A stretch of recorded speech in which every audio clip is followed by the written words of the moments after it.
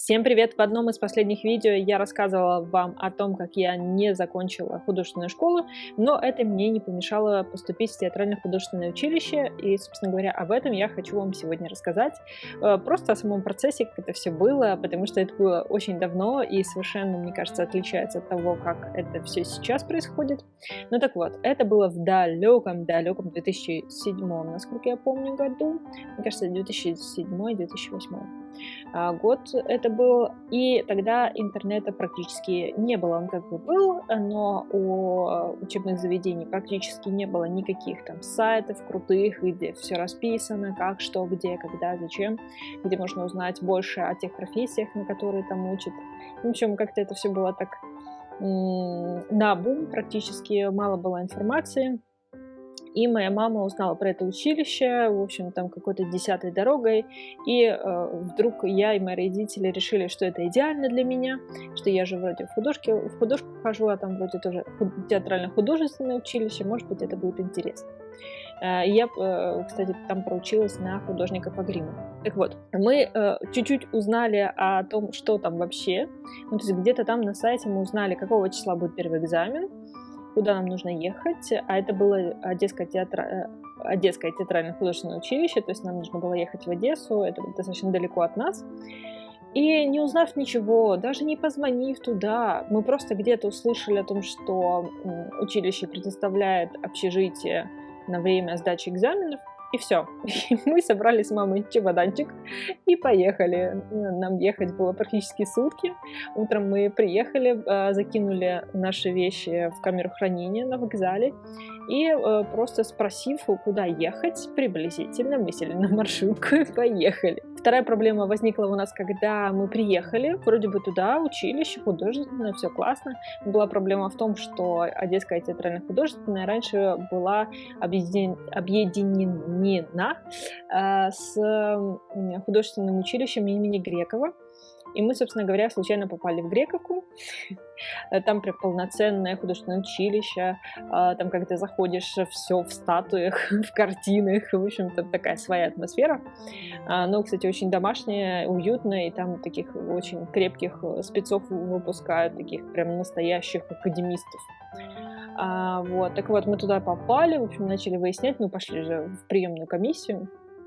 Нам сказали, что вы как бы после 11-го, а у нас только после 9-го берут. Мы такие, странно, нам говорили наоборот.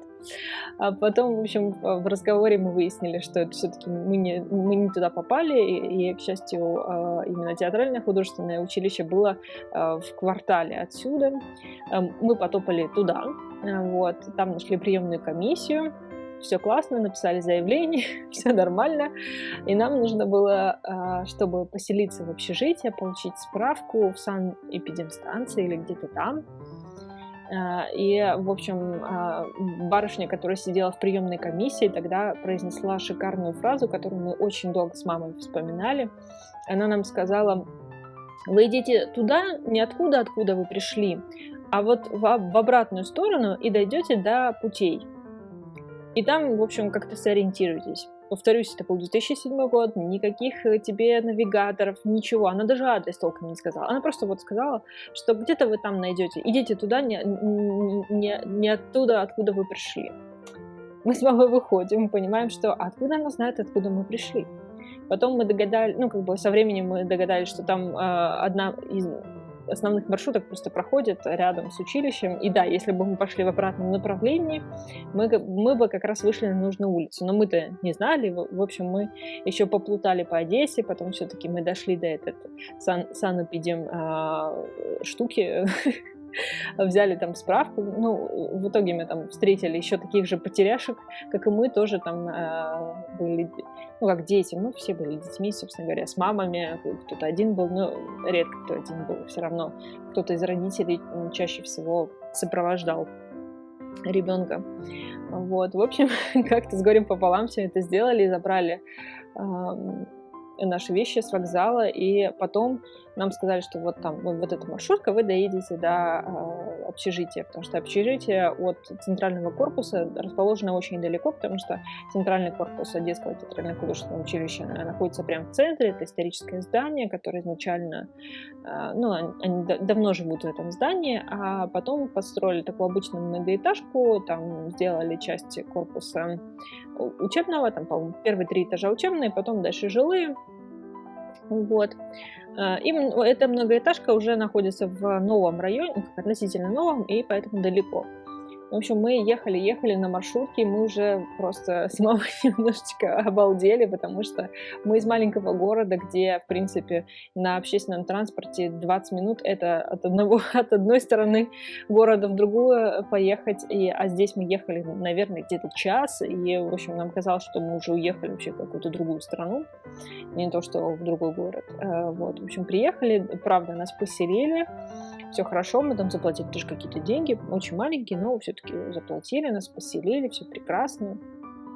В общем, потом и были, собственно говоря, экзамены, на которые я уже ходила, и даже мама, по-моему, со мной на первый экзамен ходила, потом уже плюнула на это дело, потому что поняла, что это бессмысленно. В основном она гуляла по Одессе, отдыхала, мы даже, по-моему, успели на море съездить, или я не помню, вот этого процесса не помню. Возможно, все-таки 1-2 раза мы смогли съездить на море. В общем, она отдыхала, к счастью. Вот. А я сдавала экзамены, и вот, как я уже говорила, что я училась в художественной школе. Мне казалось, что я такая вся прошаренная, вся такая молодец. В общем, нам дают задание, нам нужно было композицию, рисунок и живопись сдавать. Прям вот типа в онлайн-режиме, в смысле в офлайн как раз режиме, то есть мы просто нас там разделили на 2 подгруппы, нас было достаточно много, и, по-моему, сначала была композиция, там какая-то тема должна была, в общем, какую-то общую тему нам давали. Вот, мы это все делали. На рисунках живописи мы, конечно, там какие-то горшочки, яблочки рисовали. Я там тоже пыталась что-то строить, какие-то овалы, что-то делать. В общем, я была в себе абсолютно уверена, что я абсолютно гениальна. Но мой облом случился, когда я пришла посмотреть на списки, и в списках я была, одна из последних на бюджет я проходила. К счастью, я на бюджет прошла, но все равно я была одна из последних. Я думала, что я буду одна из первых, но я же художественную школу практически закончила. Потому что все остальные девочки, которые со мной поступали, никто не ходил в художественную школу. Максимум, что они делали, это они ходили на подготовительные курсы конкретно на вот в это же училище с этими же преподавателями. Они занимались, где-то полгода, если не меньше. То есть там от 3 месяцев, по-моему, до полугода что-то можно было ходить. И они хорошо все это сделали, и сейчас я понимаю, что их научили тому же самому, что и меня, плюс их знали преподаватели, поэтому у меня не было бы возможности, конечно, походить на такие курсы, но все равно, они, мне кажется, эти курсы дали им гораздо больше, чем вот эти все мои года лета в художественной школе. Ну да ладно, все равно я поступила. Вот, мы потом даже с мамой отработали практику, на которую нужно было приезжать отдельно. Это было какое-то вообще непонятно что. Надо было просто мыть общежитие. И для меня это было очень странно. Вот, и в итоге мы уехали, потом я просто приехала на поселение, начала учиться. Все оказалось не так, как я себе представляла, но это уже другой разговор. Но просто сейчас я понимаю, насколько это было странно, что просто мы где-то там прочитали в интернете, узнали, что есть такое училище, есть такие вот профессии, и все, и поехали, узнали, когда будет первый экзамен, и взяли билеты, все серьезно, взяли, поехали. К счастью, поступила я, но все равно это сейчас я даже, если в ресторан куда-то иду, я 150 раз прочитаю, узнаю, какие там отзывы, какие там фотографии, а кто там был, кто там что. Я больше информации знаю, чем тогда, когда я поступала. Хотя, конечно, это время было прекрасно, замечательно. Это училище мне дало гораздо больше, чем знания по профессии. Поэтому все прекрасно, замечательно, но тогда это казалось нормальным. Сейчас мне это кажется диким, такое поступление, тем более, что многие сейчас поступают вообще онлайн, просто подают документы. Хотя я вроде как узнавала, что все равно вот эти всякие творческие профессии или какие-то сложные направления, там все-таки именно обычные экзамены до сих пор поднимают, всякие творческие экзамены и так далее,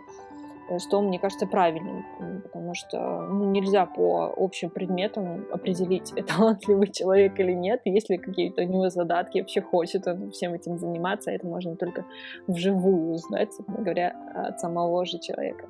Так что все, мои хорошие, надеюсь, вам понравилось, подписывайтесь, ставьте лайк, до следующих историй, пока-пока.